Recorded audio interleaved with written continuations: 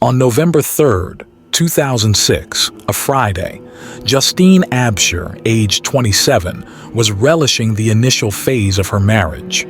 Being a recent bride, she was filled with anticipation for the future.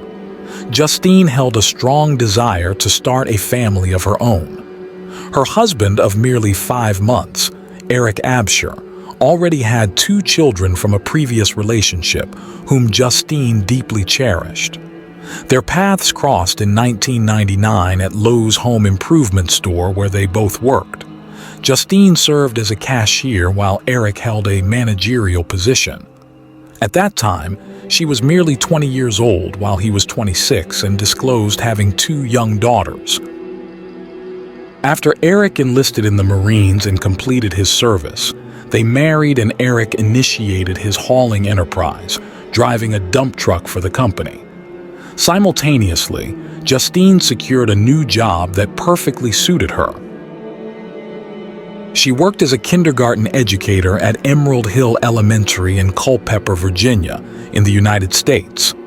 On the 3rd of November, Justine headed to her workplace. Her co-workers noticed something amiss, observing her nearly swollen shut eyes, assuming she'd been crying. However, Justine dismissed their concerns, attributing it to allergies. Later that day, during her UVA master's degree class, some colleagues encountered Justine once more. She arrived 30 minutes behind schedule, sporting sunglasses indoors. As the class concluded at 7 p.m., Justine promptly departed. Little did her co-workers know, it marked the final instance they'd ever lay eyes on her.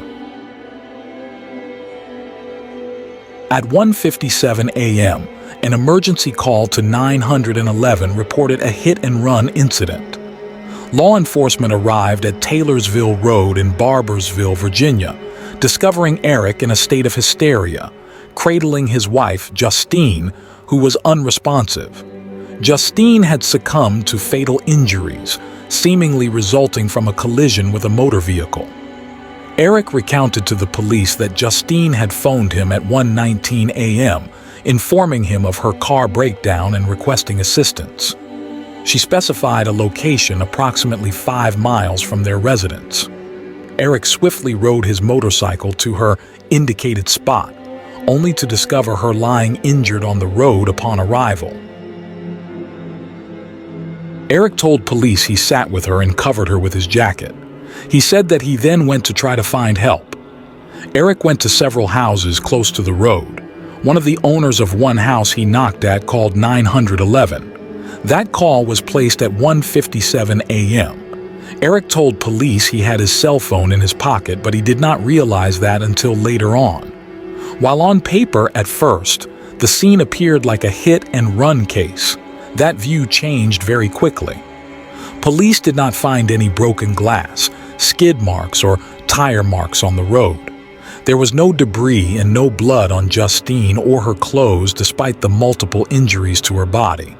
They believed, based on the physical evidence, that Justine was not simply standing on the road and hit by a car, but rather someone had caused her death. Justine shared a strong bond with her parents, Heidi and Stephen Swartz, and her sister, Lauren Swartz. The news of Justine's passing, relayed by Eric's brother, left them shattered. Their initial shock and devastation soon gave way to bewilderment.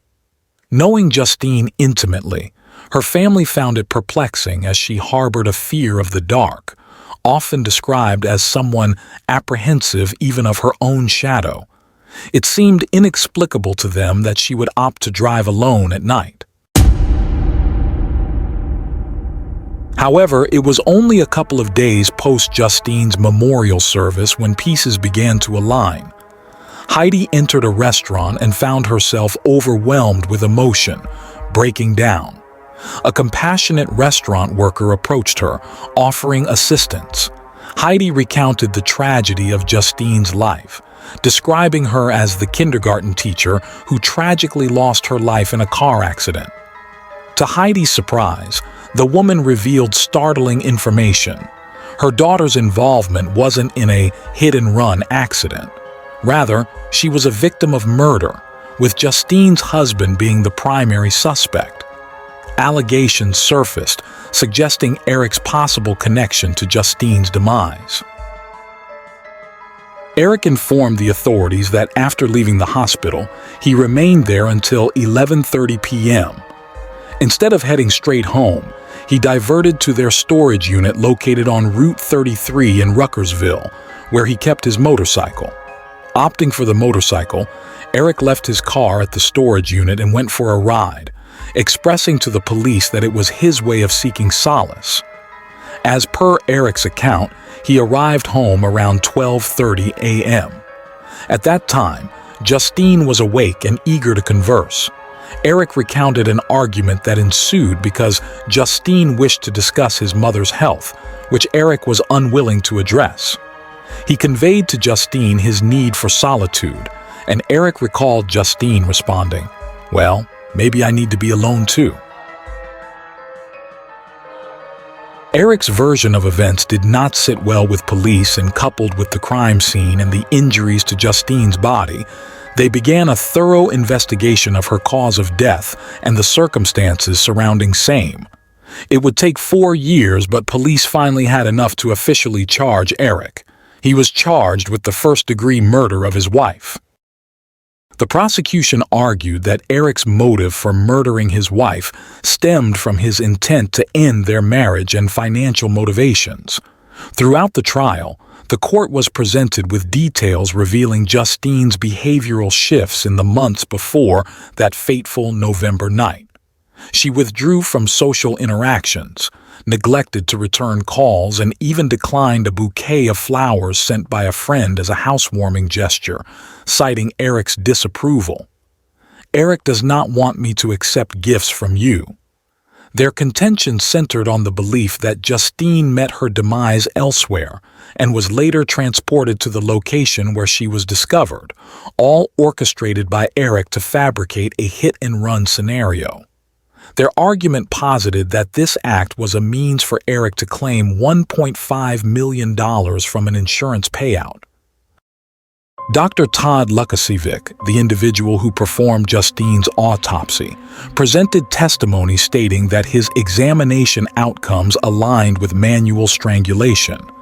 He noted significant bruising in the neck muscles and observed hemorrhages in her eye and lip.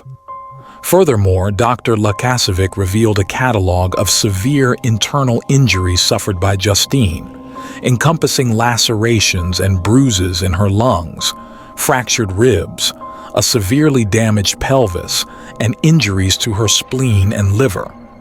Some wounds showed no signs of bleeding, indicating that they occurred after Justine's demise.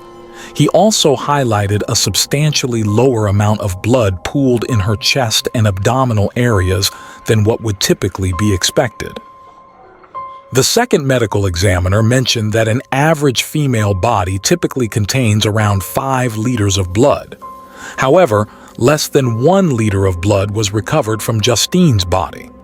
This inconsistency raised doubts regarding the absence of blood at the scene, leading the prosecution to argue that her death likely occurred elsewhere.